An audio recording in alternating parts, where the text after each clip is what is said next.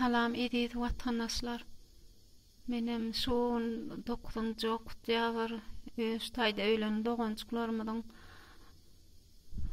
guruna garyp bir aýetde öwretýänmişler. Menem o goşulyp bilmedim. O ýüzden gynanyp öýde protest hökümine video çekmek isledim. Allah janyatan ýerleri ýagty bolsun, nur içinde ýatsyn. Herkesiň eden aýet töwürleri ruhlaryna barsyn daim. Bir hereket etýän aktivistlerimize, liderlerimize sağ bolsun aýtýan janlar sağ bolsun. Daýjan bir ak ýol bilen bir adalatly bir taýat ýaly hökümet gurup bir o taýyp Türkmenistanda dönmek, o taýda ýaşamak, o taýda ölmek bile nesip etsin herkese. Sağ olun vatandaşlar.